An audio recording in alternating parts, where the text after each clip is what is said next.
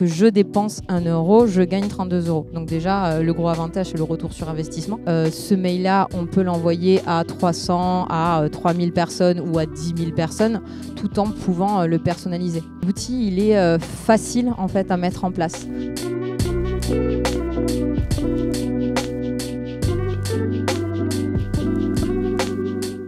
Donc bonjour à tous. Pour cette première rencontre de la Transphonium, à demander à Julie, mais qui es-tu Julie et pourquoi tu es avec nous ce soir? Bonsoir, donc Julie, je suis consultante en communication digitale depuis maintenant 5 ans. Donc j'accompagne les entreprises à définir, mettre en place et optimiser leur stratégie de communication digitale. C'est-à-dire que j'accompagne les entreprises à mieux se servir et à mieux comprendre les canaux digitaux, que ce soit le site internet, l'emailing, le blog ou même les réseaux sociaux. Je suis également formatrice depuis 3 ans, donc j'interviens au sein de plusieurs écoles. Et je forme aussi des entreprises, donc là j'interviens sur place et je m'adresse plutôt aux dirigeants d'entreprise et aux salariés. Alors merci, et je vais recontextualiser un petit peu ces rencontres de la Transphonium puisque c'est la première édition qu'on fait ce soir. Ça suit des déjeuners de la Transphonium qu'on a animés depuis 2 ans. On a changé un petit peu le format pour que ce soit peut-être plus pertinent pour les entreprises, qu'il y ait plus de temps d'échange notamment, puisque nous, au pôle transformation numérique et cybersécurité à la Mêlée, on accompagne les TPE-PME dans leur transformation numérique et notamment sur ces volets de communication digitale, e-commerce, relations clients. Vous pouvez en retrouver d'autres sur notre site, je ne vais pas tous les citer parce que ça va être un peu long sinon. Mais voilà, donc comme Julie disait tout à l'heure, il y aura un temps d'échange juste après cette petite conférence. Pour les personnes qui sont en ligne et qui n'ont pas forcément pu se joindre à nous ce soir, vous pouvez nous recontacter à l'adresse transphonium@lamêlée.com pour qu'on vous mette en relation avec Julie. Et puis après, on vous expliquera un peu aussi les différents formats d'accompagnement qu'on peut proposer à la Mêlée. On va rentrer dans le vif du sujet. Du coup, est-ce que tu pourrais nous définir ce que c'est une newsletter pour qu'on sache que tout le monde parle de la même chose? Ok. La newsletter, en fait, c'est un type d'email. Donc, on distingue en fait 3 grandes catégories sur la partie emailing. Vous avez les emails transactionnels. Donc, les emails transactionnels, c'est par exemple le panier abandonné ou la confirmation d'un achat. Vous avez les emails automatiques, donc comme son nom l'indique, ce sont les emails qui sont envoyés automatiquement, comme la séquence de bienvenue ou la séquence de réengagement. Et vous avez la fameuse newsletter, qui est vraiment le rendez-vous que l'on donne au lecteur. Et ça se distingue des autres types d'emails, notamment par sa récurrence et sa fréquence. Ce qui est important dans la newsletter, c'est d'envoyer en fait sa newsletter toujours le même jour et à la même heure. C'est vraiment le rendez-vous que vous donnez à votre audience. Si moi je suis une petite entreprise qui se lance dans cette digitalisation, c'est quoi l'utilité d'en envoyer? Pourquoi on fait ça et pourquoi on n'enverrait pas d'autres types de mails, par exemple? En fait, il y a plusieurs sujets. La newsletter, déjà, elle est adaptée en fait à tout type d'entreprise. Que vous soyez freelance, que vous soyez une TPE, une PME, que vous soyez un grand groupe, vous pouvez utiliser la newsletter dans votre stratégie de communication. Et c'est aussi valable pour tout secteur d'activité, que ce soit du B2B ou que ce soit du B2C. Aujourd'hui, la newsletter, elle est importante pour les entreprises. Notamment parce que on l'a vu, les personnes qui utilisent actuellement les réseaux sociaux, ils sont dépendants en fait de ces réseaux sociaux-là. Alors que quand vous avez l'adresse email d'une personne, vous pouvez en fait la contacter. C'est aujourd'hui le moyen le plus fiable pour rester en fait en contact avec ses prospects ou avec ses clients. Ce qui est intéressant aussi dans la newsletter, c'est que ça suit tout le parcours utilisateur. Vous pouvez aussi vous en servir autant dans l'acquisition, autant sur la partie convertir un prospect en client ou sur la partie fidélisation. Après, pour répondre à ta question, la newsletter, il y a énormément d'avantages. Alors, on peut parler par exemple du ROI. du retour sur investissement. Aujourd'hui, l'emailing, et là ça comprend donc tous les formats qu'on a dit, enfin tous les types d'emails qu'on a dit tout à l'heure, transactionnel, newsletter et automatique, c'est environ donc 32 €. Donc c'est-à-dire que je dépense 1 €, je gagne 32 €. Donc déjà le gros avantage c'est le retour sur investissement. Ensuite, il y a la partie de on crée un email et ce mail-là, on peut l'envoyer à 300, à 3000 personnes ou à 10 000 personnes, tout en pouvant le personnaliser. Donc ça, c'est un avantage quand même non négligeable aussi. Puis le troisième avantage, je pense que c'est aussi sur la partie outils. L'outil, il est facile en fait à mettre en place. Il n'y a pas besoin de compétences, il n'y a pas besoin de connaissances pour mettre en place une stratégie d'emailing en utilisant les outils. Les outils, il y a une partie qui est en plus gratuite. Ça fonctionne à peu près sur un nombre d'abonnés et vous avez donc des fonctionnalités qui sont gratuites. Et c'est vraiment très facile à mettre en place. Ça fonctionne comme du drag and drop, donc souvent comme un petit peu Canva ou voilà, c'est du glisser-déposer, donc c'est vraiment facile en termes d'utilisation. Et je pense que le quatrième et presque le plus gros avantage pour moi, c'est la partie donc segmentation. La segmentation, c'est le fait de regrouper donc des personnes par rapport à des critères communs. Ces critères communs, ils peuvent être par rapport à l'âge, ils peuvent être par rapport au sexe, mais surtout, ils peuvent être par rapport au comportement. Ça veut dire qu'on va pouvoir envoyer des emails aux personnes, par exemple, qui n'ont pas ouvert nos 5 derniers emails. Ce que j'aime bien prendre comme exemple, c'est par exemple l'entreprise Sephora. Il est logique que Sephora ne va pas envoyer le même mail aux femmes qui ont 18 ans ou aux femmes qui ont 50 ans parce qu'elles n'ont pas les mêmes besoins. Ou à une personne qui a une peau sèche et une personne qui a des peaux grasses. Parce que pareil, elle n'a pas les mêmes besoins. Donc la segmentation, c'est la chose... pour moi, la plus importante sur la partie emailing. Alors du coup, on va revenir sur un peu les 4 points que tu as évoqués. Et notamment, je pense qu'il faut commencer par le commencement et surtout les outils, parce qu'il y en a beaucoup qui existent. Est-ce que tu en as à nous conseiller? Est-ce que tu peux nous expliquer aussi un petit peu les différences de chacun? Peut-être pas revenir sur tous, parce que ça va être un peu long, mais en tout cas, tes préférés. Je pense que l'outil, en fait, il faut que vous choisissez par rapport à vous. Et quand je dis par rapport à vous, déjà, si vous n'êtes pas à l'aise avec l'anglais, prenez l'outil Sendinblue, qui est, lui, en français. Si vous êtes à l'aise avec l'anglais, il peut avoir Mailchimp ou il peut avoir Mailjet, qui sont 2 outils assez reconnus et qui fonctionnent bien. Il y a aussi Mailchimp, qui est un très bon outil que j'ai utilisé pendant plusieurs années. Ce qui, je pense, peut faire la différence pour choisir votre outil, c'est de créer un compte sur les outils et vous-même, en fait, tout simplement de tester. Comme c'est gratuit au niveau de l'inscription, regardez. Après, ça dépend aussi des fonctionnalités qui sont en version gratuite. Par exemple, Mailchimp va proposer de l'A/B testing sous le format gratuit, alors que Sendinblue ne va pas le proposer. Donc, il faut voir par rapport à ça.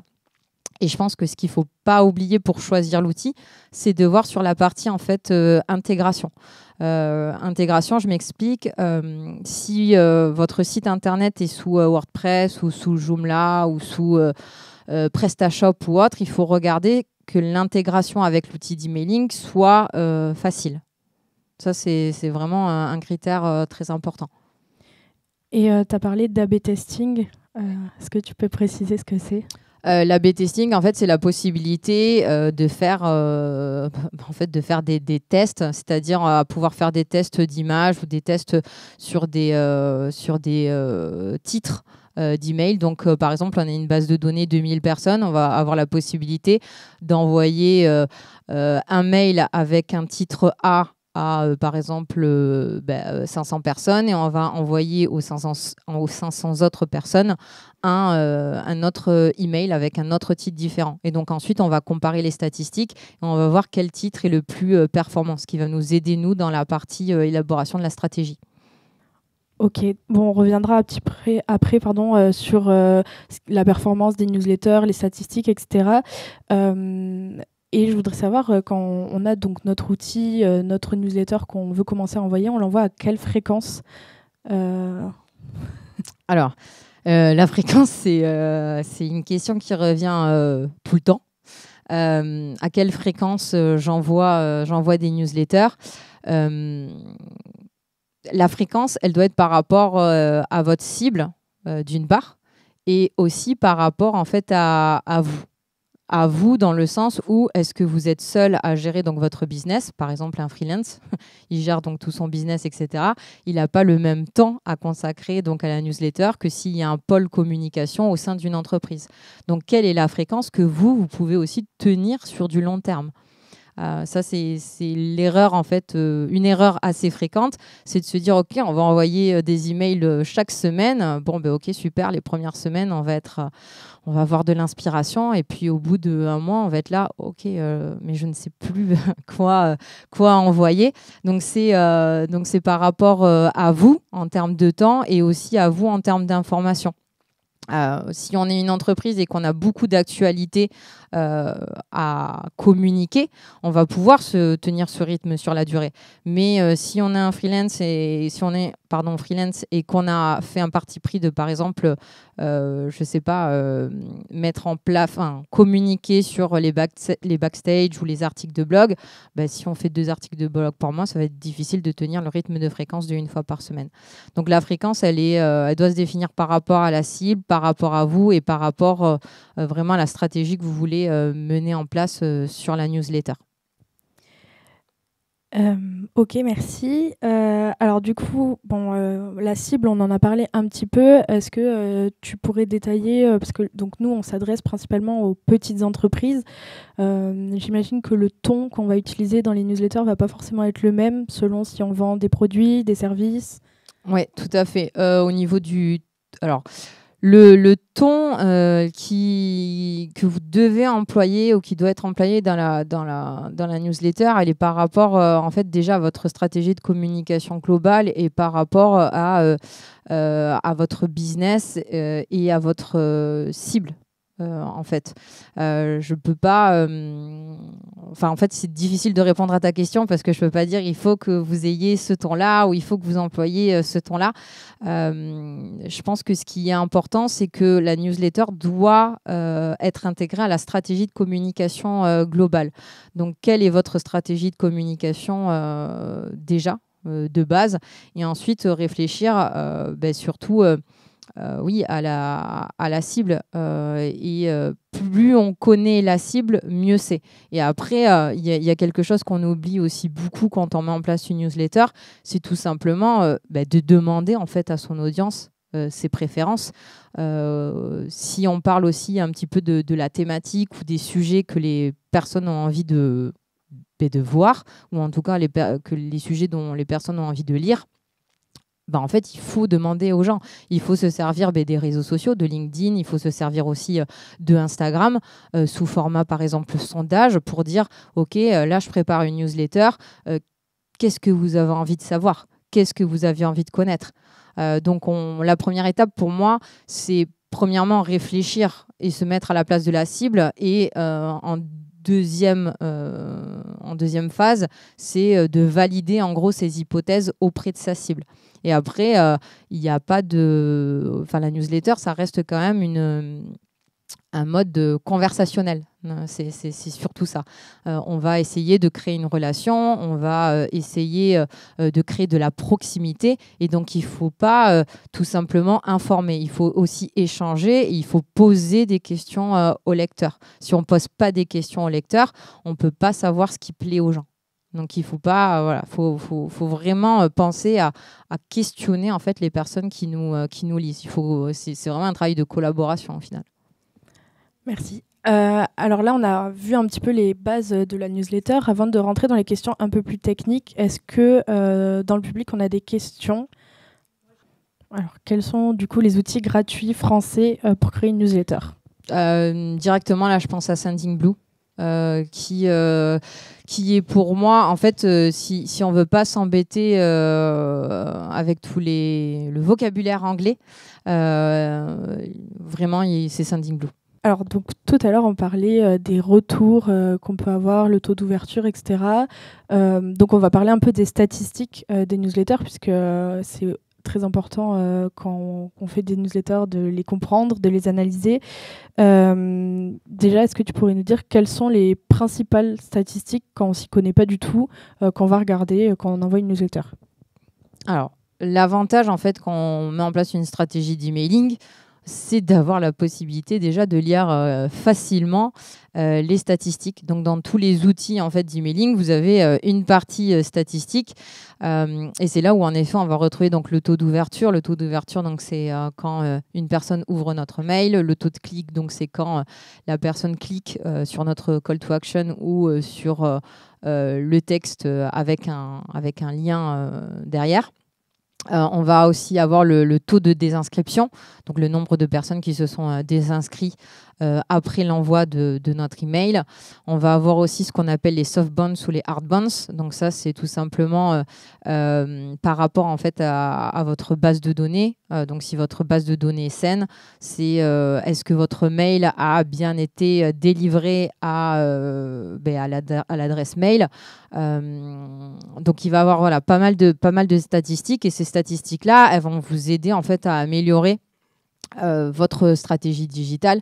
Si par exemple votre taux d'ouverture est mauvais ou en tout cas moyen, il faut savoir qu'un taux d'ouverture c'est à peu près entre 22 et 28%. Ça veut sûrement dire que vos titres ne sont pas assez accrocheurs ou ne donnent pas assez envie. Ensuite, si le taux de clic il est inférieur souvent à 3%. Si votre taux de clic est inférieur à 3%, c'est soit que votre call to action ne donne pas assez envie, soit il faut se poser la question de l'intérêt pour la personne qui vous lit en termes de contenu. Taux de désinscription, c'est un peu pareil dans le sens où c'est soit lié au contenu, soit lié à la fréquence. Et donc là, est-ce que vous envoyez trop d'emails. Et après, la partie soft bounce et hard bounce, là, c'est plutôt lié à ce qu'on appelle le taux de délivrabilité et par rapport donc à votre base de données. Et donc là, il va falloir supprimer les doublons, enlever les personnes qui ne reçoivent pas vos mails, enlever les mauvaises adresses ou alors mettre en place ce qu'on appelle le double opt-in. Donc, c'est le fait de vérifier en 2 fois en fait l'adresse mail d'une personne. Voilà. Ok. Et alors tu parlais de call to action. Ouais. Pour les personnes qui sont un peu étrangères au marketing, peut-être que c'est pas très parlant. Call to action, c'est le bouton d'action. Quand on envoie des newsletters, on n'envoie pas des newsletters parce qu'on a envie d'envoyer des newsletters. Il y a un objectif stratégique pour l'entreprise. Soit c'est de vendre, soit c'est d'informer. Soit c'est de créer une relation. Et donc, un mail est égal un sujet, est égal un call to action. Alors, il peut avoir plusieurs boutons d'action dans votre email, mais il faut faire attention à ne pas trop mettre de boutons d'action parce que sinon l'utilisateur et le lecteur il est complètement perdu. C'est vrai que quand on lit un email, s'il y a un bouton d'action, on sait exactement où cliquer. S'il y en a plusieurs, on est un peu perdu et soit on va cliquer sur un bouton d'action, mais ça c'est pas forcément celui auquel on s'attend, soit en fait on va passer à côté du mail, quoi. Oui, on en parlait tout à l'heure juste avant la conférence. Moi, je mets par exemple dans mes newsletters beaucoup de call to action et du coup, on se disait qu'il fallait aussi prioriser les informations qu'on mettait dans les newsletters. Oui, tout à fait. Il faut prioriser et il faut voir vraiment aussi la newsletter comme un entonnoir. Comme un entonnoir dans le sens où la newsletter, c'est qu'on amène en fait le lecteur on lui raconte une histoire pour atteindre l'objectif de notre entreprise, en fait. Donc, on va lui raconter des choses et à la fin, on va lui mettre le call to action qui va renvoyer vers notre article de blog, vers notre site internet, vers l'événement, par exemple, aussi. Voilà. Mais c'est vraiment, il faut le voir vraiment comme un entonnoir, un peu comme quand on écrit un article de blog. Et alors, tout à l'heure, tu nous parlais d'envoyer des mailings à 300, 400, 1000 personnes. Comment on crée une base de contact quand on part de zéro ? Plusieurs options. Ce qui se fait souvent, et ce qui fonctionne très bien, c'est de mettre en place ce qu'on appelle un cadeau gratuit, un lead magnet ou un freebie. C'est exactement la même chose, un lead magnet, freebie ou cadeau gratuit. C'est de dire, en fait, c'est de donner quelque chose gratuitement à son auditeur, que ce soit un e-book, que ce soit 30 minutes d'entretien, que ce soit une vidéo. Donc, on donne un contenu gratuit et en échange de ça, eh bien, la personne nous donne son adresse mail. Ça, c'est ce qui fonctionne le plus. Après, il faut bien réfléchir à quel cadeau gratuit on va proposer à notre auditeur parce qu'il faut que ça lui plaise et c'est aussi par rapport aux services et aux produits qu'on propose derrière. Oui, parce que si on propose un produit, ça ne va pas forcément être le même type de cadeau gratuit qu'on va pouvoir proposer au lecteur. Alors souvent, quand on est une entreprise qui propose un produit, le plus simple quand on met en place une newsletter, c'est de proposer une promotion type, voilà, on s'inscrit, vous avez moins 10% sur votre premier achat, ou vous avez moins 10% pendant un mois. Ça fonctionne très bien pour les entreprises qui proposent des produits. Si on propose plutôt des services, on sera plutôt sur des e-books, on sera plutôt sur de la vidéo, genre masterclass, etc. Ou on sera plutôt sur, on va dire, un rendez-vous de 30 minutes, 15-30 minutes gratuit pour en savoir plus sur la personne. Et une fois qu'on a la base de données, il faut en permanence l'étoffer, la qualifier. Comment on entretient sa base de données ? On va l'entretenir déjà en envoyant donc des mails régulièrement. Alors quand je dis des mails régulièrement, surtout n'envoyez pas des mails tous les jours. D'un côté, c'est ni tous les jours, si on revient un petit peu sur la fréquence, c'est ni envoyer des mails tous les jours et c'est ni envoyer des mails une fois par mois. Une fois par mois, c'est pas assez pour que ça rentre dans la tête, on va dire, du lecteur et tous les jours, c'est beaucoup trop. Alors, il y en a qui font ça, mais on utilise plutôt cette technique quand on fait des offres de lancement ou quand on fait des offres sur des spécifiques, on va dire, mais on ne va pas l'utiliser sur la partie vraiment newsletter. La newsletter, ça reste vraiment sur la partie conversationnelle et c'est ça qui est vraiment important. On a vu vraiment une évolution de la newsletter. Avant, les entreprises se servaient de la newsletter pour informer sur l'actualité de l'entreprise, informer sur les événements, informer des produits et des services. Aujourd'hui, on est beaucoup plus dans une newsletter conversationnelle où on va tout simplement créer une relation. Donc, créer une relation, ça s'adresse plutôt à des prospects ou alors entretenir une relation. Et là, ça s'adresse plutôt à nos clients, d'accord, dans l'objectif de les fidéliser. Mais les newsletters aujourd'hui qui fonctionnent, en tout cas, sont plus des newsletters conversationnels, même textuels, où on oublie un petit peu les images, les modèles qu'on réutilise, etc. Et donc, on va être sur la partie vraiment relation, un peu storytelling, où on va partager des choses qui sont différentes de ce qu'on peut faire sur nos autres canaux de communication, que ce soit sur les réseaux sociaux ou sur les articles de blog. Ta question initiale, je ne sais plus. C'était comment on entretient sa base de contact. Et donc, comment on entretient sa base de contact ? Donc, il y a la partie fréquence et il y a aussi la partie surtout segmentation. La segmentation, elle est complètement... encore une fois, je ne peux pas vous dire il faut faire ça comme segmentation, ça serait beaucoup trop facile, mais elle est par rapport en fait à votre entreprise, elle est par rapport en fait aussi à votre cible. Ce qui est important, c'est sur votre base de données de pouvoir, au bout d'un moment, envoyer des emails qui sont totalement personnalisés et en fonction du besoin de la personne. La base de la communication, ça reste la même sur tous les canaux de communication, c'est envoyer le bon message au bon moment à la bonne personne.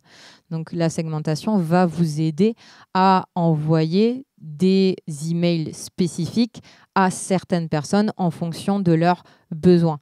Et donc pour ça, il va falloir réfléchir au formulaire d'inscription, quelles données je demande dès le formulaire d'inscription, et ensuite quelles questions lors de mon envoi des newsletters, je vais poser pour récolter de la data qualifiée et pour ensuite proposer des mails qui correspondent aux besoins ou aux envies des lecteurs.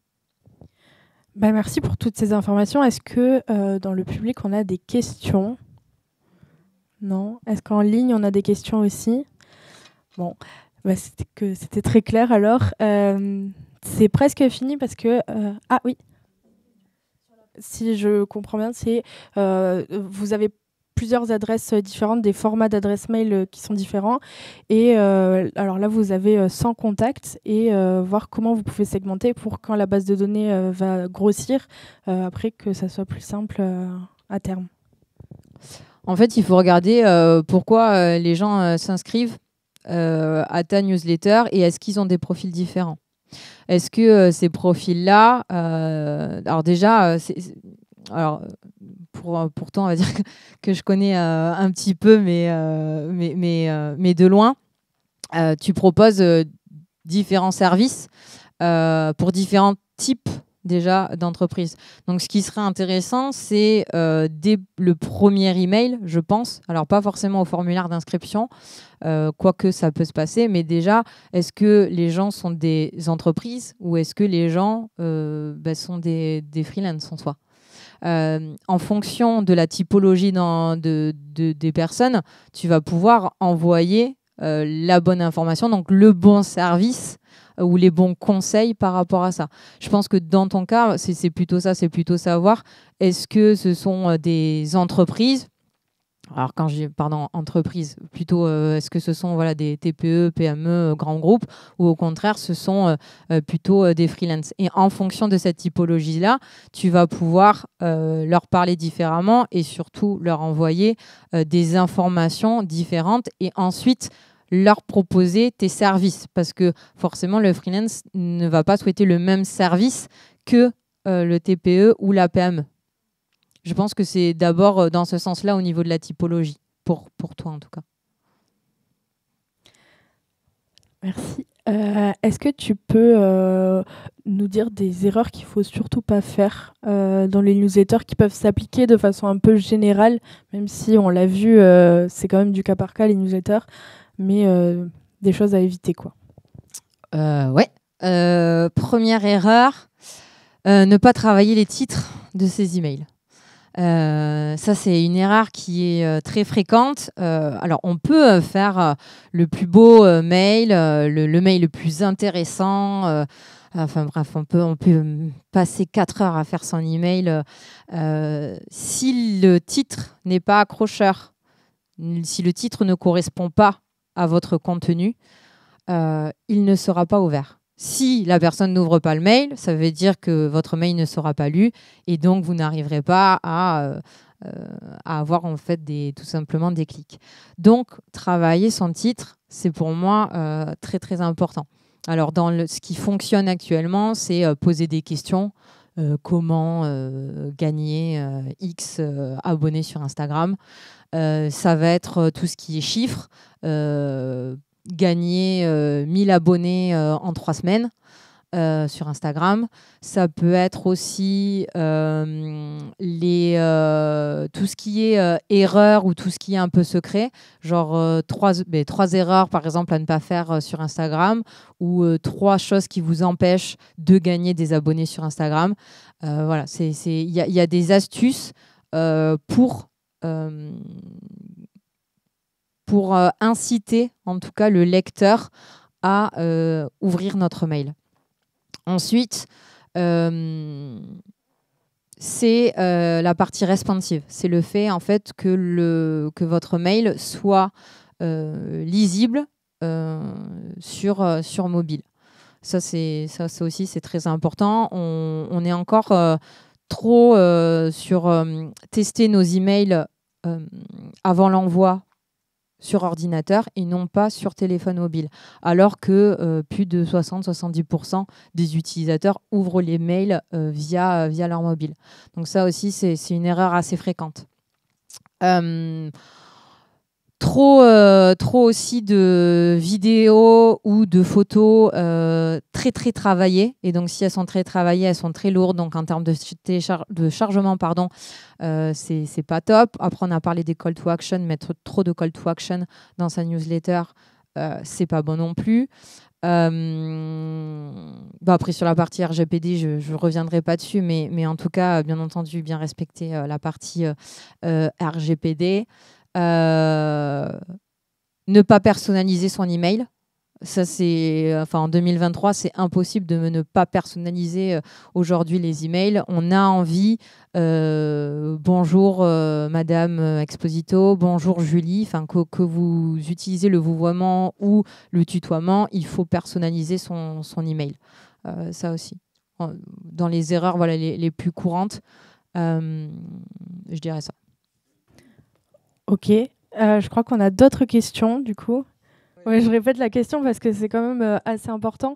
Donc, est-ce qu'on peut envoyer des mailings à n'importe qui à partir du moment où leur adresse est sur Internet et comment on gère les données? Bon, alors, je te laisse répondre, mais on fait aussi une partie de sensibilisation RGPD pour rentrer peut-être un peu plus dans le détail parce qu'il y a beaucoup de choses à savoir. Oui, tout à fait. Alors, pour faire simple, il y a déjà une différence entre le B2B et le B2C. Dans le B2B, vous avez le droit d'envoyer des emails, donc à des adresses mail professionnelles, à partir du moment où, normalement, c'est utile à la personne. Ça, vous avez le droit sur la partie B2B. Sur la partie B2C, c'est complètement différent. La personne est obligée de donner son accord. Donc, c'est pour ça que lors du formulaire d'inscription, en fonction de l'utilisation que vous allez faire des données, il y a des formulaires qui sont simples, il y a des formulaires qui sont un peu plus complexes, mais il faut que la personne donne son accord. Et ça, c'est important. Et attention, parce que si vous utilisez des données pour plusieurs manières, ou si vous diffusez des données avec un partenaire pour des événements ou pour une autre raison, il va falloir mettre en place un formulaire avec différentes cases à cocher, et c'est l'utilisateur, donc c'est la personne qui va devoir cocher elle-même qu'elle est bien d'accord, donc elle accepte les règles au niveau de la confidentialité. Ça, c'est pour faire simple. Après, bien entendu, c'est plus complexe et c'est mieux quand on voit des cas concrets. Mais voilà, pour faire simple, j'espère avoir répondu à la question. Bon, du coup, je redis la question, c'était est-ce qu'on a le droit de mettre dans ces bases de contact d'anciens clients? Alors, oui, mais le mieux, c'est d'envoyer en fait un mail déjà à ses anciens clients pour informer et pour leur demander leur validation d'être intégrés à la newsletter, et donc de recevoir tous les X temps des nouvelles de l'entreprise. Alors, merci Julie pour toutes ces informations. Donc, comme tu l'as dit, c'est quand même aussi beaucoup du cas par cas. Et nous, à la Mêlée, on propose des actions d'accompagnement pour aller un petit peu plus loin. Bon, déjà, je vais rester aussi sur la partie sensibilisation avant de vous expliquer un peu plus les accompagnements. La semaine du 13 mars, on organise une semaine de la transformation numérique et de la cybersécurité. Et notamment, le lundi 13 aura lieu à Toulouse une journée dédiée à la cybersécurité et aux données, où on va parler de retour d'expérience de TPE-PME, sur ce qui a été mis en place, sur également les risques qui peuvent exister et comment on gère les données dans son entreprise.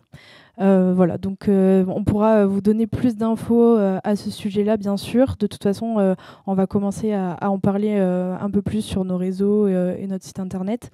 La semaine prochaine, pardon, le mois prochain, on va parler un peu plus expérience client. On va parler du parcours client et comment convertir des clients en 5 clics. Donc, notamment parler des contenus, de l'accessibilité, etc. Mais on reviendra dessus plus précisément. Et du coup, ça m'amène aussi aux actions d'accompagnement et notamment Tous en ligne maintenant. Donc toi, Julie, tu as organisé 3 coachings déjà, il me semble, avec Tous en ligne maintenant, spécifiques donc sur les emailing, puisque c'est une opération qui est proposée par BPI France et France Num et qu'on porte à la mêlée, qui a pour but d'aider les TPE-PME à se lancer sur Internet. C'est 100% financé. Et Julie, notamment, fait partie de nos coachs qui vont permettre à ces entreprises d'être un peu plus autonomes sur ces sujets-là. Peut-être si Julie, tu veux nous expliquer un petit peu comment ça fonctionne, un accompagnement Oui, alors en fait sur l'accompagnement, ça se passe sur 2 semaines. Donc en fait on a 2 coachings ensemble, 2 coachings qui sont personnalisés. Donc en fait l'intérêt c'est surtout que par rapport aux besoins de chacun, on puisse travailler. Donc pendant les coachings, il n'y a pas théorique, c'est uniquement du cas pratique. Donc en fonction de si vous êtes sur Sendiblog, sur Mailchimp, sur vos besoins, donc soit de créer une stratégie, soit d'optimiser votre stratégie. On travaille donc à chaque fois sur 2 sessions d'1h30 ensemble. Et après, je suis disponible sur WhatsApp pour répondre à toutes les questions pendant 2 semaines. Donc là, voilà, pas de théorie, juste du pratique. Moi, j'emmène mon expérience et mes connaissances pour aider les entreprises à atteindre leur objectif sur la partie emailing. Et c'est pas forcément que sur la newsletter là, puisque là, on travaille sur les stratégies d'automatisation, on travaille aussi sur la partie email transactionnel pour les entreprises qui ont un site e-commerce, notamment sur WordPress ou sur PrestaShop. Donc voilà, il y a pas mal de choses sur ça. Et donc le prochain coaching, il aura lieu la semaine prochaine, le 16 janvier, à partir de 18h30.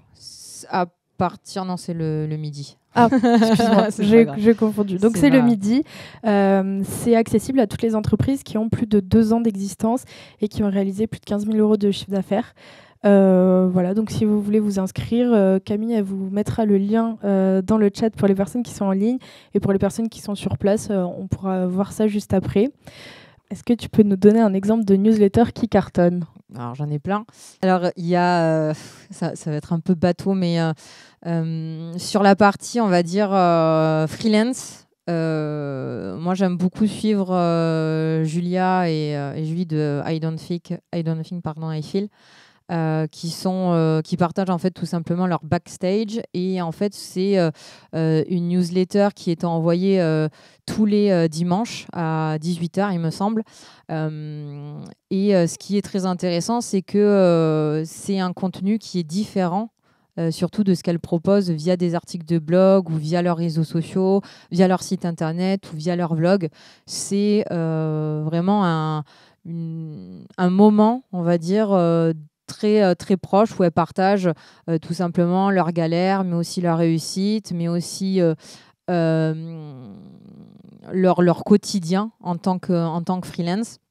Après, il y a aussi le slip français. Enfin, si on regarde sur une autre partie plutôt produit, qui marche très très bien, parce qu'ils ont réussi, pareil, à mettre un peu de proximité, alors que c'est une entreprise sur la partie en fait commerce.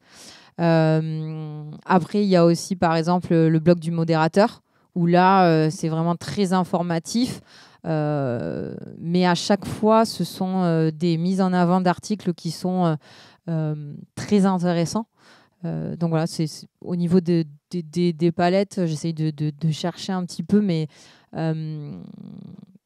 il y en a plein. Et si on regarde les newsletters aujourd'hui, il y a ce format-là ancien, on va dire, avec des newsletters très images, très vidéos, etc., qui se prêtent plus pour les entreprises qui proposent des produits.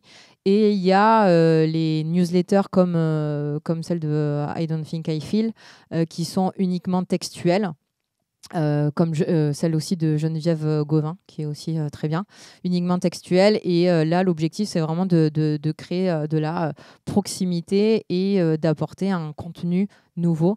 Et ça, je pense que qu'il ne faut pas oublier ça, c'est qu'on ne crée pas une newsletter pour refaire exactement ce qu'on fait sur les réseaux sociaux ou sur notre site internet. On crée une newsletter pour apporter quelque chose de nouveau. On peut parler des mêmes sujets, par exemple sur l'article de blog, on peut parler d'un article de blog, mais on va aborder un nouvel angle.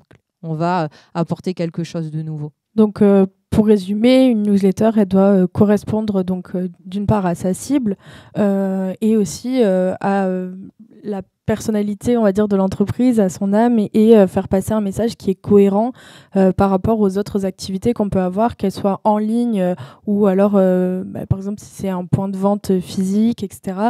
Il faut que ça ait un réel atout. Sinon, ça va plus desservir peut-être l'entreprise. Oui, tout à fait. Il y a la newsletter, vraiment, c'est comme je disais, c'est vraiment un moment. C'est un rendez-vous que l'on va donner. Et après, la newsletter, elle peut se coupler à vos autres emails, bien entendu. Mais en tout cas, ce qui est important, c'est que la newsletter, elle peut être adaptée à toutes les entreprises.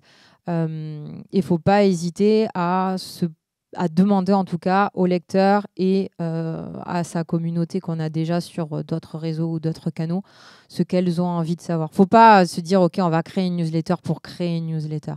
On va créer une newsletter parce que ça peut vraiment apporter quelque chose en plus à notre cible. On n'est pas là juste pour dire ok, bon, je crée une newsletter. C'est pas du tout l'objectif. Il ne faut pas le voir dans ce sens-là. La newsletter, elle est vraiment là pour garder un lien, pour garder le lien avec nos prospects et donc faire en sorte qu'ils deviennent clients et garder le lien aussi avec nos clients. On va les informer, on va leur tenir au courant, on va partager des moments avec eux, on va échanger avec eux via le mail. Voilà. Mais vraiment garder la partie conversationnelle dans sa tête. Écoute, merci beaucoup. J'ai l'impression qu'on pourrait rester encore un moment à parler des newsletters, mais je vois que l'heure tourne. Donc, si vous avez d'autres questions que vous avez peut-être pas posées ce soir et que vous voulez en parler avec Julie, n'hésitez pas à nous envoyer un mail à l'adresse transphonium@lamele.com. Et puis, les personnes qui sont en ligne, vous avez normalement l'adresse dans le chat grâce à Camille qui est derrière la caméra, mais qui est là avec nous pour réagir. Écoute, merci beaucoup, Julie. Merci à toi, merci à l'équipe de la Mêlée. Et puis pour les personnes, si vous avez 5-10 minutes ici pour poser des questions peut-être plus personnelles ou qui sont liées plutôt à votre business, moi je reste là, donc n'hésitez pas. Et puis pour les personnes qui sont en ligne, sinon vous pouvez aussi me contacter sur LinkedIn où je suis plus présente. Julie Exposito sur le LinkedIn. Bonne soirée aux personnes qui sont en ligne et bonne puis pour les personnes sur place, on se retrouve juste derrière. Au revoir.